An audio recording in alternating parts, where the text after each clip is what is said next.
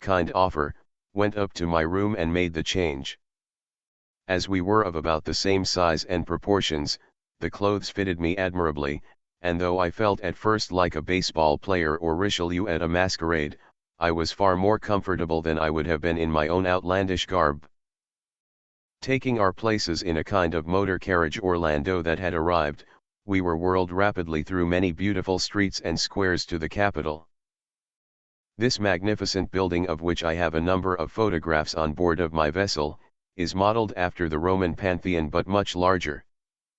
Also, instead of one, there are 4 columned entrances of white and blue marble, that rose to the height of the dome and then from a richly ornamented fringe broke away into Moorish towers of great beauty.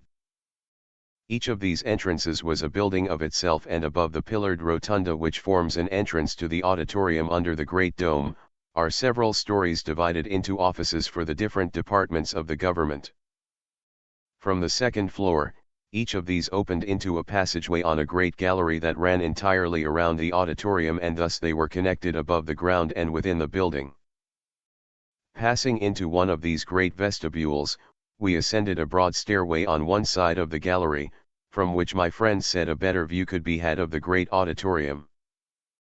There were elevators on the other side, but as we were only going up to the first floor, we took the stair. Any adequate description of this magnificent place as it appeared to me when we walked out on the broad gallery is beyond my powers. The auditorium, I was informed, is 200 feet in diameter beneath the dome, making the circuit of the gallery on which we stood about 600 feet. This balcony was supported all around on graceful columns and surmounted by a heavy bronze balustrade, which is a rare work of art. On the floor of this immense amphitheater, was a platform or arena, some 50 feet in diameter, enclosed with a railing and furnished with chairs and desks for the use of the members of the National Assembly. These were rolled to the back of the platform as the place had been used for a concert the night before, and I immediately recognized it as the place I had seen in miniature. From this platform, the seats in the auditorium extended back to, and under the broad gallery that ran around the walls, making, with the balcony, the professor informed me, a seating capacity for about 15,000 persons. The seats in the body of the auditorium were built of marble with numerous aisles leading down, while those on the balcony were of bronze. Around the entire amphitheater, where the great dome sprang from the supporting walls, was a heavy gilded cornice supported by ornate capitals resting on pillars in bas-relief that extended to the floor of the balcony. Between this cornice and a heavy gilt mold a few feet under it was the National Picture Gallery, where portraits of presidents and notables of the Republic, in every field of effort. Only a small part of this space had been consumed, and I was informed that if the present high grade of eligibility was maintained, it would require at least 1,000 years to fill this gallery. I was assured that to get one's portrait in this place was a greater distinction than it was to have been crowned victor in the ancient Olympian Games, or to be buried in Westminster Abbey. Above the cornice, was undoubtedly the most magnificent and artistic frieze ever created by the hand of man. Over a groundwork of rolling cloud masses, black and storm-driven, that was piled around the circle of this grand cornice like a horizon, were pictures representing in allegory the history of the nation. Even if I were capable, the poverty of our language forbids an adequate description of this amazing work of art. The first picture was a ship leaving an old-world city with all the attendant scenes that could portray the emotions of friends and kindred in the act of parting. The next was the same ship, lone and wave-beaten, fighting its way through the icebergs of a polar sea. In the next the voyagers are landing with thanksgiving on a new-found land. And so it went on, the wonderful pictures all trending in the same direction with the storm-driven clouds and illustrating pioneer life, agriculture, art, science, religion, and war, and making an historical panorama which it would require days and even weeks to properly study and appreciate. "And have you had wars in this country?" I asked as my eye rested on a most realistic scene of fire and carnage. "The most cruel and horrible perhaps of any nation in modern times," answered my friend. "That was before my arrival in the country, but the very ground on which this building stands has been soaked in human blood and piled with the mangled bodies of the slain.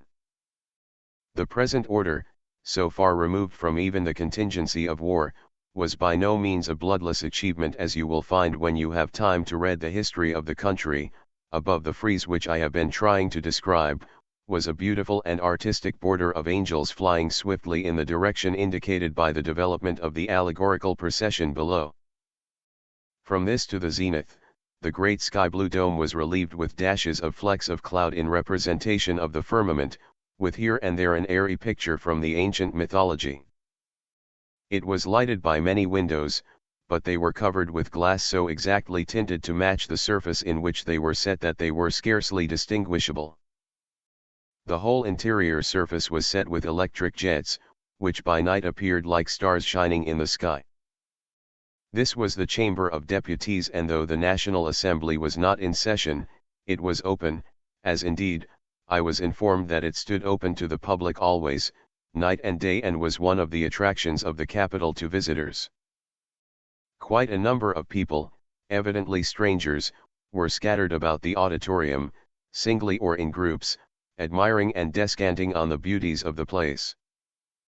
I noticed, too, several ladies and gentlemen, apparently art students, who had their easels set at different places on the balcony and were engaged in copying pictures from the frieze. Standing within the railing of the platform, a janitor was demonstrating by some experiments, the remarkable acoustic qualities of the place. Tapping a desk with a gavel, which sounded in the gallery like the report of a 6-pounder, he requested us all to stand still for a moment, and then he snapped his fingers and the sound came to the furthest gallery as distinctly as the crack of a whip. Next, he whispered a sentence, which was perfectly audible, and then he took up a pen and wrote a line on a sheet of paper lying on a desk. The scratching of the pen could be heard to the remotest seat more than 100 feet away. I remarked to my guide that the debates here must be of a very exciting character to require so large an auditorium, especially as every word spoken here could be heard by the people in their homes. In reply, he told me that they were exciting sometimes, but the most interesting events and those that drew the largest audiences were when distinguished men of national reputation came to claim privilege. To make me understand this, he explained that any person, man or woman, at the request of the deputy from their province, by recommendation of their Commonwealth Assembly or on a petition signed by 1,000 citizens, could claim the privilege of this floor to speak on any measure of public policy, the same as if he were a national senator.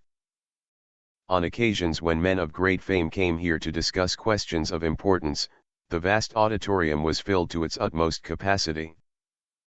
Also at the inauguration of presidents, the people came in great numbers from all parts of the country. As a matter of fact, I was told that during the sessions there was always people enough to make a large audience. After taking in the auditorium, we passed into other parts of the great building where were the different departments of the government. We went through the departments of justice, agriculture, transportation and public utilities, subsistence, finance and progression. The last was really a department of internal improvement, corresponding somewhat to our department of the interior. There was no departments of state, war, or navy. The post office department was one of the largest and was in a separate building, as the postal system there includes a species of banking and express.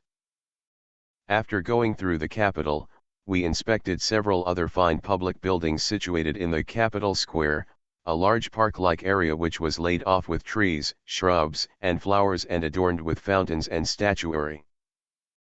In a paved court facing the main entrance to the Capitol was a circular monument or pillar of solid iron, 30 feet high and 10 or 12 feet in diameter, on which stood a colossal bronze statue of what was apparently a working man with a sledgehammer thrown back in the attitude of striking a blow. A bronze scroll on the face of the pillar was inscribed with the words, "The state was made for man, and not man for the state." The statue, the professor told me, was of a blacksmith named Adam Holt, who was the real founder of the Republic, and the pillar was cast entirely of the cannon, which had been used in the Great War that preceded its establishment. Every president who was inaugurated took the oath of office, I was told, with his hand on the pillar, and his first official utterance was to declare in the hearing of the people, the words of the scroll. We went through the National Conservatory of Music, the Historical Museum, the Marine College, of which my host was the head, and the National College of Experimental Sciences. Everywhere my companion was received with the greatest courtesy and seemed to be held in the highest esteem. I entered the conservatory with an interest enhanced by what I had heard of its talented president and recognized him at once from having seen him on the stage at Corinthus. My first glance, when I was introduced to him, showed me that I was in the presence of that sporadic production of nature that we call genius. He was a young man but prematurely bald, and a decided stoop made him appear short, though he was really of medium height. A fringe of light brown hair clustered around his large head, and his complexion was as fair as that of Helen Morris. His eyes were blue and rather watery, and impressed me, even when he was speaking to me, with the idea that he was listening to something afar off. Apparently he had never shaved, for the scant brown beard that grew upon his face was as fine as a woman's hair. When I expressed my high appreciation of his musical production of that morning and told him how his accomplishments had been lauded by his fair pupil, he smiled in a pleased way and remarked that Miss Morris was, herself, the possessor of fine musical talents. He then launched into a dissertation on the divine art, and I saw by the futile attempts of Professor Morris to wring him off and turn the conversation into other channels that he was wound up on that subject.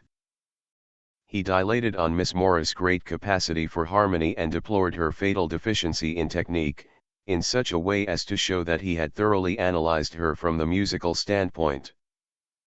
I knew nothing of his musical terms, but was an interested listener while he talked about his beautiful pupil and encouraged him to the top of his bent, although I could but smile as I noticed that he discussed her exactly as he would a piano or violin. I wanted to size him up, as we say in America, and tried him on other subjects, but outside of his art, he was as blank as the backside of a tombstone. I asked him about the manner of his inspiration, and he told me that he caught strains from the wind in the trees, from the singing of birds, from everything he heard that was not discordant. He informed me that he had a light Aeolian harp attached to his aeroplane, and as he sailed through the air he had only to arrange the music it made for him, to get his very best compositions. We went up into the Tower of Music, and he described to us the perfections of his great instrument with as much pride and enthusiasm as an American would talk about his first baby. From a musical standpoint, he was decidedly interesting. After walking over the beautiful grounds, we returned to the Marine Building, where in the private office of my host, we remained until the hour for lunch. "There is so much to tell you," he replied to a question of mine in regard to the government, "that I hardly know how to begin. Take the elective franchise now. We have no voting for officers here as you do in the United States. Every man here, who is a citizen, has the same chance to hold office, and that is unquestionably the only truly representative form of government. Do you call that a truly representative system?" I asked, "which gives the most stupid and untalented man an equal opportunity for office and political preferment that the brilliant, the forceful, and the laborious enjoy?" "That is just why I do call it truly representative," answered the professor. "The great masses of mankind are stupid and untalented. Without disparaging your country, which is also mine, I may safely say that 99 out of every 100 men are untalented plodders. And yet, except in accidental cases, mediocre men never have a seat in your national legislature unless they have inherited, or in some other way obtained money enough to buy it. The representation is almost wholly by the brilliant or forceful men who can by strength, genius, or cunning, control circumstances and compel fortune. In the Iron Republic, every class of men, the brilliant, the forceful, the untalented and stupid, may hope to enjoy the honors of office in the proportion that they exist. I am curious to know by what means you secure this average of